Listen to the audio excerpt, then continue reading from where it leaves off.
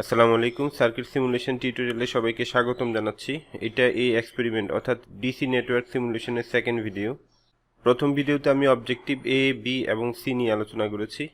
এই ভিডিওতে আমি অবজেক্টিভ ডি এবং অবজেক্টিভ ই নিয়ে আলোচনা করব। আমরা maximum power transfer theorem verify করে দেখব এবং প্রোটিয়াসে সিমুলেশনের মাধ্যমে আরসি সার্কিট নিয়ে অ্যানালাইসিস করব। ম্যাক্সিমাম পাওয়ার ট্রান্সফার থিওরেমের স্টেটমেন্টটা হচ্ছে a load will receive maximum power from a linear bilateral DC network when its total resistive value is exactly equal to the Thevenin resistance of the network as seen by the load.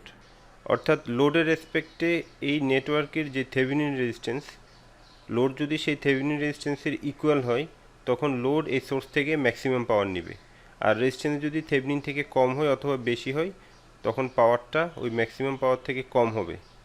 সুতরাং লোডে maximum power delivered হওয়ার শর্ত হচ্ছে load resistance নেটওয়ার্কের Thevenin রেজিস্ট্যান্সের সমান হতে হবে। আমরা এখানে যে সার্কিটটা দেখতে পাচ্ছি, এখানে এই নেটওয়ার্কের জন্য থেভেনিন রেজিস্ট্যান্স হচ্ছে 9 ওহম।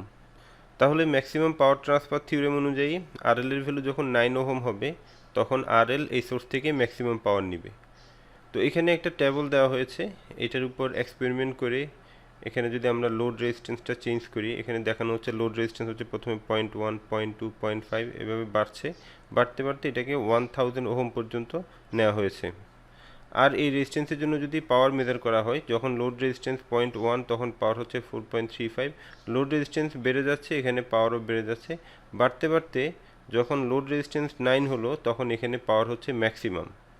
অর্থাৎ লোড রেজিস্ট্যান্স যখন থেভেনিন রেজিস্ট্যান্সের ইকুয়াল তখন এখানে পাওয়ার ম্যাক্সিমাম।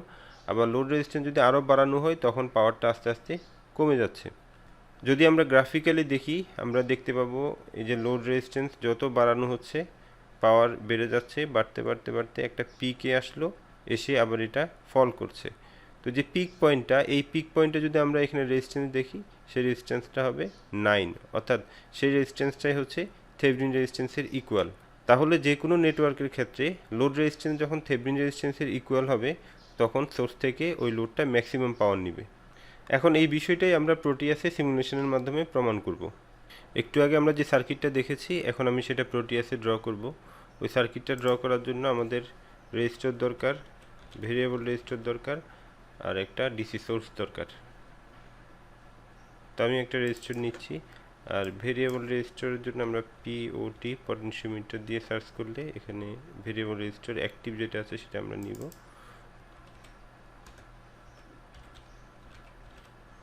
এরপর ডিসি ভোল্টেজ সোর্সের জন্য আমরা এই সোর্সটা নিব। এখন আমি সার্কিটটা ড্র করছি।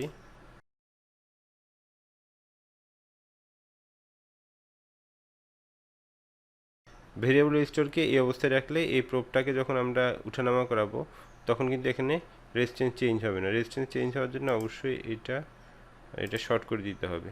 এই অবস্থায় যখন এই প্রোবটা উপরের দিকে উঠবে তখন এই রেজিস্ট্যান্সটা বেড়ে যাবে, এটা নিচের দিকে নামলে এটা রেজিস্ট্যান্সটা কমে যাবে। এবার আমি এই প্যারামিটারগুলো চেঞ্জ করে দিচ্ছি। এটা ছিল 60 ভোল্ট আর এটা ছিল 9 ওহম।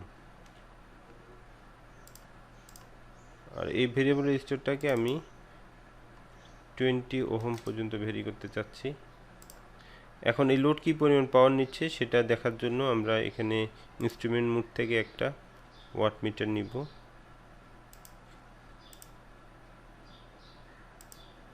এই ওয়াট মিটারকে আমি এই লোডের সাথে কানেক্ট করব। তো ওয়াট মিটার এটা হচ্ছে কারেন্ট কয়েল। ওয়াট মিটারের যে কারেন্ট কয়েল সেটাকে অবশ্যই সিরিজে কানেক্ট করতে হবে। সিরিজে কানেক্ট করার জন্য আমি এভাবে সিরিজে কানেক্ট করছি, এই টার্মিনালটা এখানে দিলাম। আর ওয়াট মিটারের যে ভোল্টেজ কয়েল সেটাকে আমরা প্যারালালি কানেক্ট করে দিব। আরেকটা বিষয় হচ্ছে আমাদের এখানে ওয়াট মিটারের যে ইউনিট সেটা ঠিক করে দিতে হবে। ওয়াট মিটারের ইউনিট এখানে দেখাচ্ছে ভোল্ট এম্পিয়ার, আমরা এখানে ওয়াট করে দিব। তো আমি এটাতে রাইট বাটন ক্লিক করছি, ক্লিক করে এডিট প্রপার্টিসে গিয়ে এখানে অনেকগুলো অপশন আছে, watt, kilowatt, milliwatt, volt ampere, kilo volt ampere. তো আমি এখানে ওয়াট করে দিচ্ছি। এবার আমি এই সার্কিটটাকে সিমুলেট করব।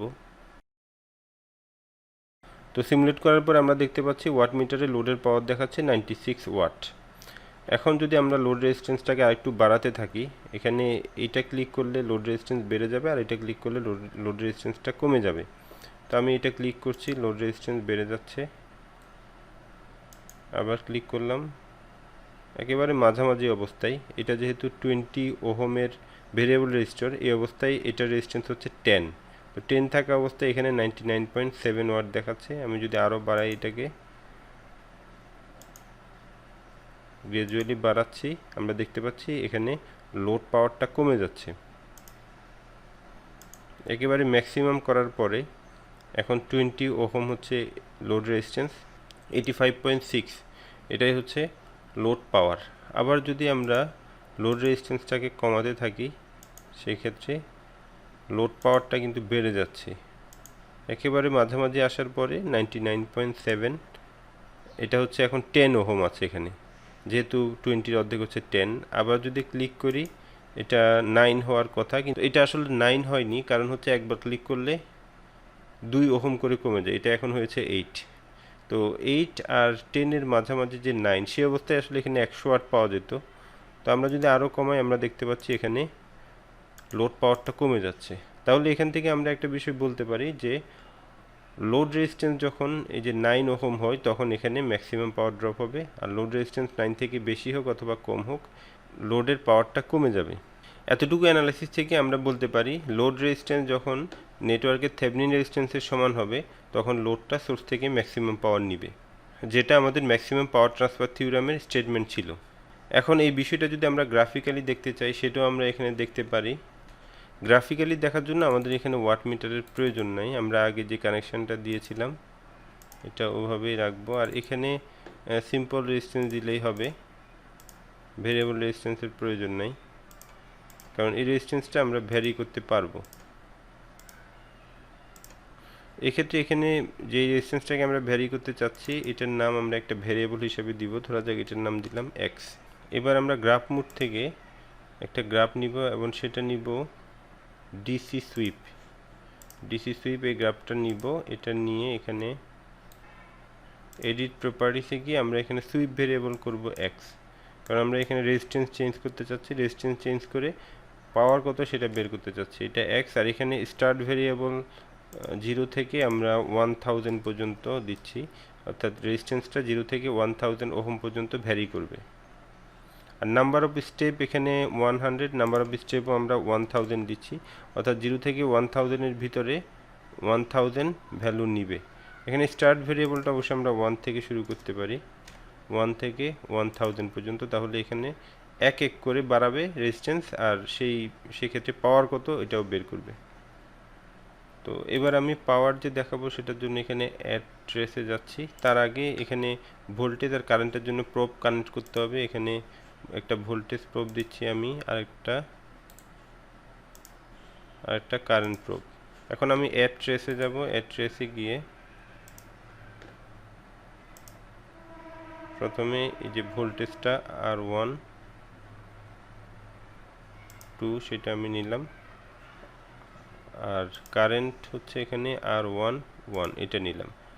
তো এই দুইটা সিলেক্ট করে এখানে কিন্তু এক্সপ্রেশনটা হচ্ছে P1 প্লাস P2, এটা হচ্ছে P1 P2। এখানে এক্সপ্রেশনটা এটা হবে না, এখানে ইনটু হবে, কারণ পাওয়ার বের করতে গেলে আমাদেরকে ভোল্টেজ আর কারেন্ট মাল্টিপ্লাই করতে হবে। তো আমি ওকে দিলাম। এবার আমি এটাকে সিমুলেট করছি, সিমুলেট গ্রাফ। তো গ্রাফটা চলে এসেছে, এখন আমি এটাকে ম্যাক্সিমাইজ করে দেখব।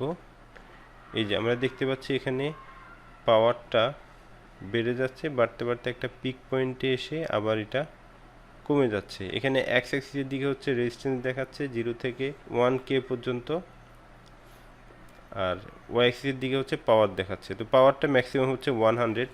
পাওয়ার কখন 100 সেটা যদি আমরা দেখতে চাই, আমরা এখানে জুম করে নিতে পারি এই অংশটুকু। এই যে আমরা দেখতে পাচ্ছি এই পয়েন্টে হচ্ছে পাওয়ার ম্যাক্সিমাম। আর এটা যদি আমি ক্লিক করি, ক্লিক করার পর যদি এখানে রেজিস্ট্যান্স দেখি, যে রেজিস্ট্যান্স কিন্তু এখানে 9 ওহম। তাহলে 9 ওহমই হচ্ছে ম্যাক্সিমাম পাওয়ার, আর 9 ওহম ছিল এখানে থেভেনিন রেজিস্ট্যান্স। তো সেক্ষেত্রে আমরা বলতে পারি এখানে লোড রেজিস্ট্যান্স যখন থেভেনিন রেজিস্ট্যান্সের সমান হলো, তখন লোড ম্যাক্সিমাম পাওয়ার রিসিভ করেছে। এবার আমি এই সার্কিটের মাধ্যমে কীভাবে maximum power transfer theorem verify করা যায় সেটা দেখাবো। এই সার্কিটের সাথে অলরেডি আমরা পরিচিত। এই সার্কিটের মাধ্যমে আমরা থেভেনিন থিওরেম ভেরিফাই করেছিলাম। এক্ষেত্রে এই রেজিস্টরটা ছিল এই সার্কিটের লোড রেজিস্টর, আর এই লোড রেজিস্টরের রেসপেক্টে এই সার্কিটের যে থেভেনিন রেজিস্ট্যান্স সেটা ছিল 5 ওহম। তাহলে আমাদেরকে যেটা ভেরিফাই করতে হবে, এই লোড রেজিস্ট্যান্স যদি 5 ওহম হয় তখন সেই সোর্স থেকে ম্যাক্সিমাম পাওয়ার নেই কিনা। তো সেটা দেখার জন্য আমরা এখন একটা গ্রাফ প্লট করব। এখানে গ্রাফ অপশন থেকে আমরা ডিসি সুইপ এই গ্রাফটা নিব। তো এখানে সুইপ ভেরিয়েবল হবে এই লোড রেজিস্টরটা, কারণ লোড রেজিস্টরের ভ্যালু আমাদেরকে চেঞ্জ করতে হবে এবং দেখতে হবে কোন লোড রেজিস্ট্যান্সে ম্যাক্সিমাম পাওয়ার নেই। তো সেই ক্ষেত্রে আমরা এটাকে একটা ভেরিয়েবল হিসাবে নাম দিব। সাপোজ এই ভেরিয়েবলের নাম দিলাম আমরা RL। তো এই RLটাকে এখানে সুইপ ভেরিয়েবল হিসাবে সিলেক্ট করতে হবে। আমি রাইট বাটন ক্লিক করে এডিট প্রপার্টিস, এখানে RL দিয়ে দিব, আর ভেরিয়েবল চুজ করব এখানে 0 থেকে 30 ওহম পর্যন্ত। এখন আমরা যদি লোড রেজিস্ট্যান্সের রেসপেক্টে লোডের পাওয়ার দেখাতে চাই তাহলে এখানে লোডের পাওয়ারটাও বের করতে হবে। তো পাওয়ার বের করার জন্য আমরা এখানে দুইটা ভোল্টেজ প্রব দিব।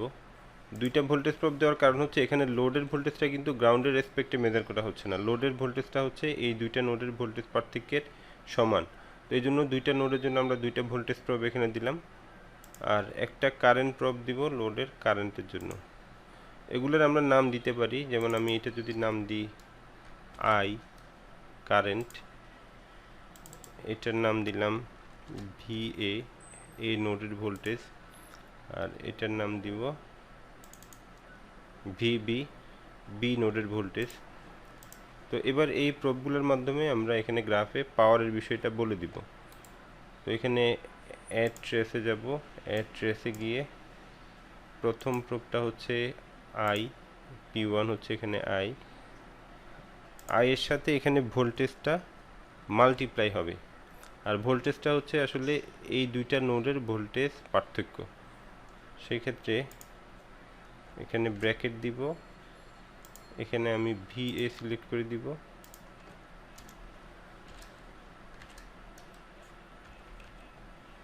মাইনাস প্রব 3 তে হচ্ছে VB। এটা চেঞ্জ হয়ে গেল আবার। এক্সপ্রেশনটা হবে P1, এখানে P হচ্ছে কারেন্টের জন্য, P2 হচ্ছে VA মাইনাস P3 হচ্ছে VB। তাহলে এটাই হচ্ছে পাওয়ার ইন্ডিকেট করে। ওকে দিলাম। এখন সিমুলেট গ্রাফ, এটাকে ম্যাক্সিমাইজ করলে আমরা দেখতে পাচ্ছি এই যে এখানে সুন্দর একটা গ্রাফ এসেছে। পাওয়ারটা বেড়ে যাচ্ছে, বাড়তে বাড়তে একটা পিক পজিশনে এসে আবার কমে যাচ্ছে। তো এই পিক পজিশনের যে রেজিস্ট্যান্স সেটাই আমরা এখন বের করব। আমি এটাকে জুম করছি এই অংশটুকু। তো জুম করার পর আমরা এখানে দেখতে পাচ্ছি লোডের রেজিস্ট্যান্স যখন 5 ওহম থাকে তখন লোডের পাওয়ারটা ম্যাক্সিমাম হয়। এখানে 5 ওহম রেজিস্ট্যান্স ছিল ওই নেটওয়ার্কের থেভেনিন রেজিস্ট্যান্স।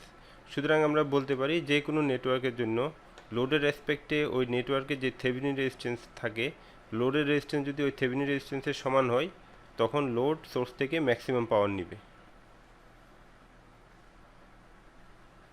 এবার আমরা এই ধরনের একটা সার্কিট সিমুলেশন করে দেখব যেখানে একটা রেজিস্টর এবং একটা ক্যাপাসিটর সিরিজে কানেক্ট করা আছে। এই ধরনের সার্কিটকে যখন একটা ভোল্টেজ সোর্সের সাথে কানেক্ট করা হয় তখন এই ক্যাপাসিটর চার্জ হতে থাকে। শুরুর দিকে এখানে চার্জের ফ্লোটা অনেক বেশি হয়, যার কারণে শুরুর দিকে কারেন্টটাও বেশি থাকে এবং ক্যাপাসিটর অ্যাক্রসে যে ভোল্টেজ সেটাও খুব তাড়াতাড়ি বাড়তে থাকে। এই ক্ষেত্রে ক্যাপাসিটরের ভোল্টেজ সোর্সের ভোল্টেজের 50% হইতে সময় লাগে 0.7 t। এখানে টি হচ্ছে টাইম কনস্ট্যান্ট। টাইম কনস্ট্যান্টের ডেফিনেশন হচ্ছে T ইকুয়ালস RC, অর্থাৎ এখানে রেজিস্টরের যে ভ্যালু এবং ক্যাপাসিটরের যে ভ্যালু দুইটাকে মাল্টিপ্লাই করলে যেটা পাওয়া যায় সেটাই হচ্ছে টাইম কনস্ট্যান্ট। তো 0.7 টাইম কনস্ট্যান্টে ক্যাপাসিটরের ভোল্টেজ সোর্স ভোল্টেজের 50% হয়ে যায়। এরপর চার্জের ফ্লোটা এক্সপোনেনশিয়ালি কমে যায়, যার কারণে কারেন্টও কমে যায়। কারেন্ট কমে যাওয়ার কারণে এখানে চার্জিং রেটটাও কমে যাচ্ছে। এটা একেবারে 99% চার্জ হতে 5t সময় লাগে। এখানে একটা চার্ট দেওয়া আছে, এই চার্টে দেখানো হয়েছে বিভিন্ন টাইম কনস্ট্যান্টে RC সার্কিটের ক্যাপাসিটর কত পার্সেন্ট চার্জ হয়। 0.5 টাইম কনস্ট্যান্টে 39.3% চার্জ হয়, 0.7 টাইম কনস্ট্যান্টে 50.3% চার্জ হয়, এভাবে 3 টাইম কনস্ট্যান্টে 95% চার্জ হয় এবং 5 টাইম কনস্ট্যান্টে এটা 99.3% চার্জ হয়ে যায়। তো এই বিষয়টাই আমরা ভেরিফাই করে দেখব। পাশাপাশি এই সার্কিটের charging current, charging voltage, discharging current, discharging voltage, এই প্যারামিটারগুলোর গ্রাফিক্যাল রিপ্রেজেন্টেশন আমরা সিমুলেশনের মাধ্যমে দেখব। এখন আরসি চার্জিং সার্কিট ড্র করার জন্য আমি কম্পোনেন্ট লাইব্রেরি থেকে রেজিস্টর, ক্যাপাসিটর এবং ভোল্টেজ সোর্স এই তিনটা কম্পোনেন্ট নেব।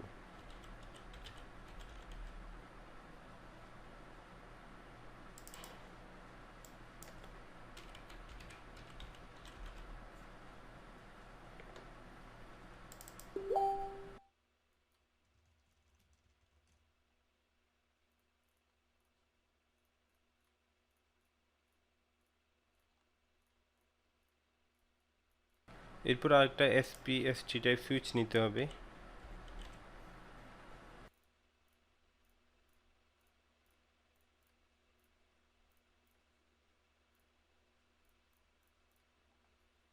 সার্কিট ড্রয়িং কমপ্লিট হলো, এবার আমি সিমুলেট করছি। সিমুলেট করার আগে এখানে ভোল্টেজটা আমি বাড়িয়ে দিচ্ছি, ভোল্টেজটা আমি 10 ভোল্ট করে দিলাম। এরপর ক্যাপাসিটরের ভ্যালুটা আমি আরেকটু কমিয়ে দিচ্ছি। এবার আমি এই সার্কিটটাকে সিমুলেট করছি। সিমুলেট বাটন প্রেস করলাম, সিমুলেট বাটন প্রেস করার পরে আমি এখানে সুইচটাকে অন করে দিব। এবার ক্যাপাসিটর চার্জ হচ্ছে, এখানে অ্যানিমেশন আকারে কিন্তু সেটা দেখানো হচ্ছে, চার্জ হয়ে গেছে। এখন এই চার্জিংয়ের বিষয়টা যদি আমরা আরও ভালোভাবে বুঝতে চাই, আমরা এখানে একটা ভোল্টেজ প্রোব কানেক্ট করতে পারি ভোল্টেজ দেখার জন্য, আর একটা কারেন্ট প্রোব কানেক্ট করতে পারি কারেন্ট দেখার জন্য। তো আমি সেটাই করছি। এখানে একটা ভোল্টেজ প্রোব কানেক্ট করলাম আর একটা কারেন্ট প্রোব। এবার যদি আমি আবার সিমুলেট বাটন প্রেস করি, প্রেস করার পর আমি যদি সুইচ অন করে দিই, আমরা দেখতে পাচ্ছি যে এখানে ভোল্টেজ বেড়ে যাচ্ছে, বাড়তে বাড়তে এটা 10 ভোল্ট হয়ে গেল। ওইদিকে কারেন্ট কিন্তু কমে যাচ্ছে, কারেন্ট শুরুতে বেশি ছিল, কমতে কমতে এটা জিরোর কাছাকাছি চলে এসেছে। আর ক্যাপাসিটরের ভোল্টেজ বাড়তে বাড়তে এটা সোর্সের ভোল্টেজের সমান হয়ে যাবে, যে এটা সোর্স ভোল্টেজের সমান হয়ে গেল। আর এখানে কারেন্টটা হচ্ছে এখন খুবই ছোট একটা ভ্যালু, -11 লেভেলের একটা ভ্যালু, মানে খুবই অল্প পরিমাণ চার্জ এখানে ফ্লো হচ্ছে। আমি সিমুলেশন স্টপ করে দিলাম। এখন আমরা এই চার্জিং কারেন্ট এবং চার্জিং ভোল্টেজ এটা গ্রাফিক্যালি দেখব। আমি এখন গ্রাফ মোড থেকে একটা অ্যানালগ গ্রাফ নিচ্ছি। এখানে টাইম সেট করছি 0 থেকে 20 সেকেন্ড পর্যন্ত। আর এর ট্রেসের মাধ্যমে প্রথমে আমি এখানে ভোল্টেজটা নিলাম, তারপর হচ্ছে কারেন্টটা। অবশ্যই আমরা এইভাবে না নিয়ে যদি এরকম এটাকে সিলেক্ট করে এভাবে ড্র্যাগ করে দিই, সেক্ষেত্রেও কিন্তু এটা ট্রেসে অ্যাড হয়ে যাবে। তো এবার আমি সিমুলেট করছি।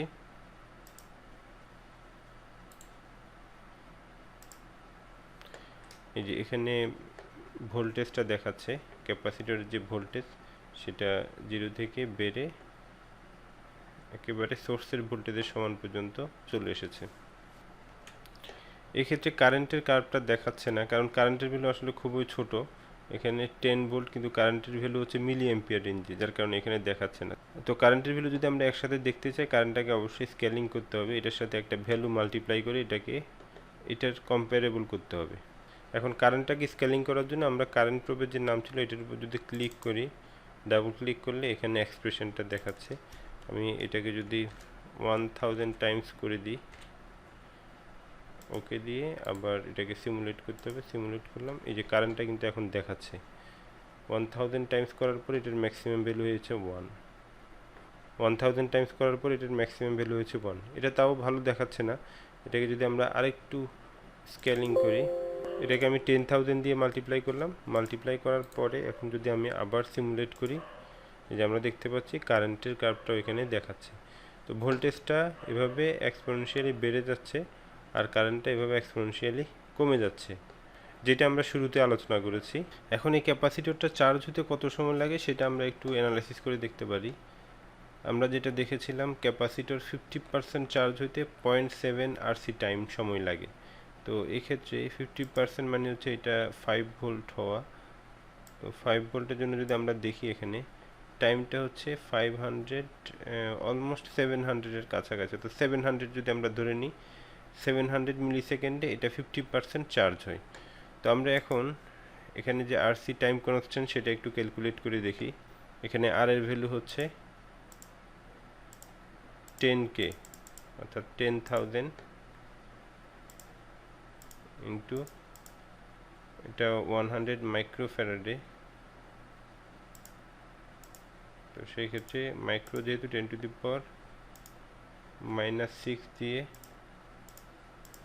মাল্টিপ্লাই করতে হবে।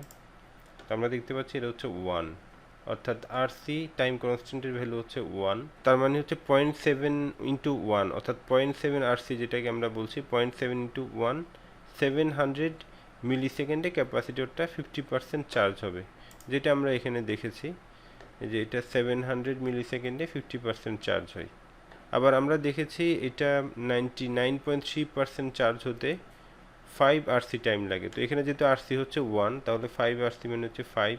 তো আমরা দেখি এই যে 5 আরসি এই সময়ে এটা এই যে 9.94 অর্থাৎ 99.4 এই পরিমাণ ভোল্টেজ এটার মধ্যে ডেভেলপ হয়, অর্থাৎ এটা 99.4% চার্জ হয়ে যায়।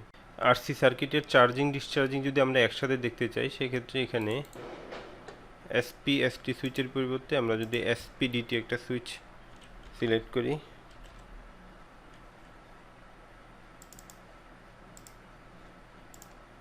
এটা দিয়ে আমরা চার্জিং ডিসচার্জিং একসাথে দেখতে পারবো।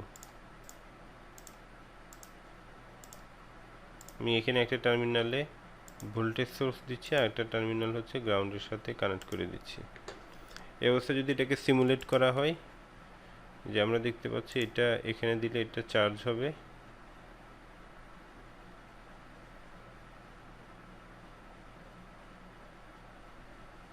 আবার যদি এটাকে আমি গ্রাউন্ডের সাথে কানেক্ট করে দিই এটা আবার ডিসচার্জ হবে।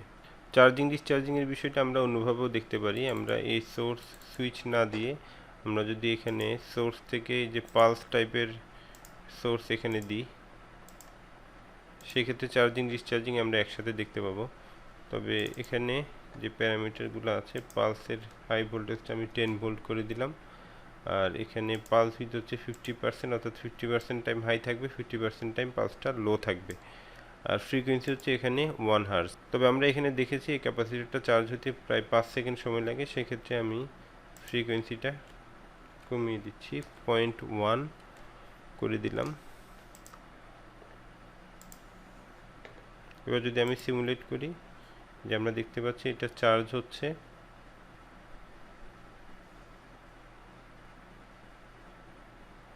আবার এটা ডিসচার্জ হচ্ছে।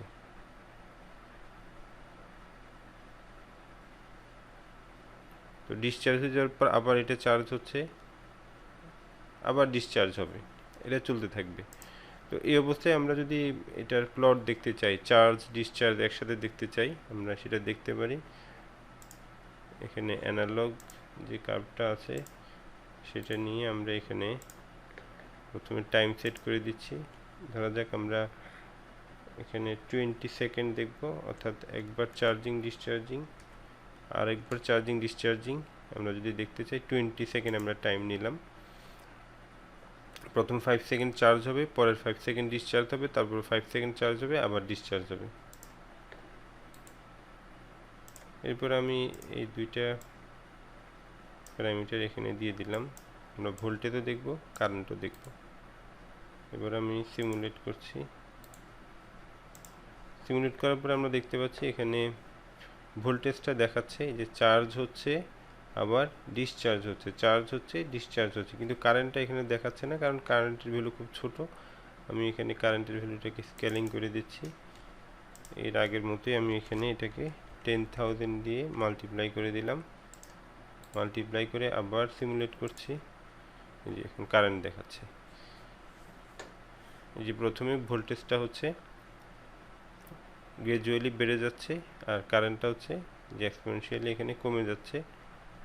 আবার যখন ডিসচার্জ হয় এই যে ডিসচার্জ কারেন্টটা নেগেটিভ থাকে, তখন নেগেটিভ থেকে আস্তে আস্তে কমে যেতে থাকে আর ভোল্টেজটা আস্তে আস্তে কমে জিরো হয়ে যায়, আবার চার্জ হয় আবার ডিসচার্জ হয়।